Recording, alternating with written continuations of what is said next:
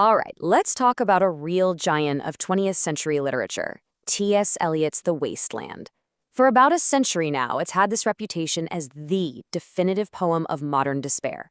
You know, a monument to a world totally shattered by war. But what if that's only half the story?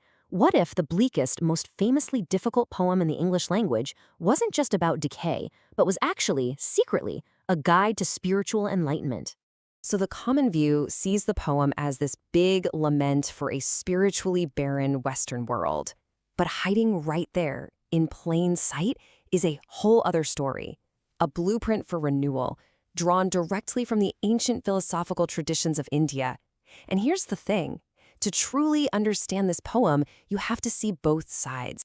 So let's uncover this secret identity. Now, Eliot's inclusion of Eastern thought wasn't just him, sprinkling in some exotic references to sound smart. No way. It was the result of deep, formal, academic study. Get this. Back in 1911, Eliot actually enrolled in the Indic course at Harvard. He was formally studying the ancient languages of Sanskrit and Pali and just immersing himself in foundational texts like the Vedas and the Upanishads. This wasn't some weekend hobby. It was a deliberate, scholarly effort to try and synthesize Eastern and Western wisdom to fix the spiritual paralysis of his time. And the ultimate proof? Well, it comes from the man himself. Eliot stated it very clearly. Quote, "I know that my poetry shows the influence of Indian thought, and that in this respect, I have been a pioneer." So yeah, he knew exactly what he was doing.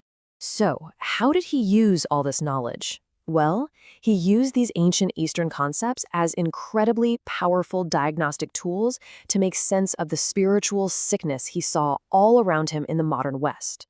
Take his famous description of London as an unreal city, with those crowds of the living dead flowing over London Bridge. It feels so distinctly modern, right? But he's diagnosing it with an ancient spiritual lens, the Upanishadic concept of Maya. Maya is the powerful illusion that our material world is the only reality. Eliot's arguing that modern society is completely trapped in this collective delusion, and recognizing it is the absolute first step on any spiritual journey. And this just brilliantly shows his method of synthesis. The poem's central section is titled The Fire Sermon, which he took from a sermon by the Buddha, who taught that humanity is literally on fire with passions like lust and greed.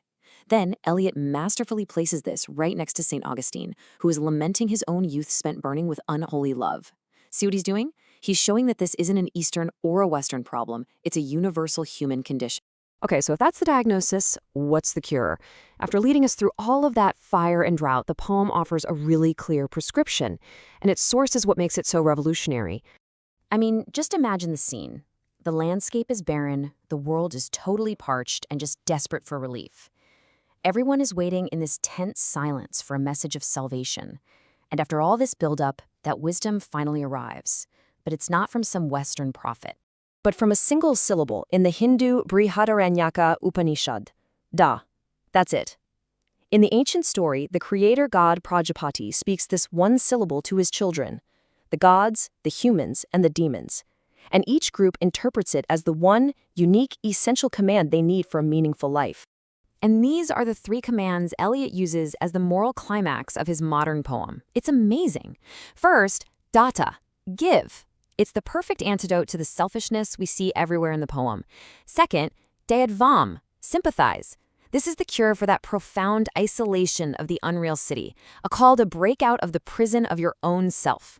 And third, Damyata, control. This is the command for self-discipline over all those unruly passions that set the world on fire in the first place. This ethical path leads us straight to the poem's famous and, let's be honest, often misunderstood final line. It's so easy to see Shantih, Shantih, Shantih and just read it as a passive, tired sigh for peace, but its true meaning is so much more powerful. See, this repetition isn't just for dramatic effect. It's a formal, powerful invocation taken directly from the Vedas. It's the traditional closing for an Upanishad. Eliot even made a specific note about this, because he intended the word not as a sigh of resignation, but as an active, powerful blessing. And what a blessing it is. The triple invocation is designed to bring this comprehensive tranquility. It calls for peace from disturbances within yourself, peace from disturbances from above or the divine, and peace from disturbances around you in the external world. It's an invocation for complete and total spiritual healing. When you see the poem through this Eastern lens, it just completely rewrites our understanding of the wasteland. It changes what the poem is, and it even changes what it means to be modern. Seen this way, the wasteland becomes this pioneering work of cosmopolitan intellectualism. The Western myth of the Fisher King suddenly finds its mirror image in the Eastern concept of samsara, that endless cycle of decay and rebirth. The poem's constant thirst for water becomes a spiritual longing for divine knowledge. And ultimately, the poem transforms from a simple lament into a universal map for regeneration. So, in the end, the poem we all thought was only a diagnosis of a broken world is actually a prescription for how to heal it. It's that simple. Eliot used an ancient vocabulary to identify a modern sickness and then offered an ancient, universal cure. And it leaves you with a pretty fascinating question, doesn't it?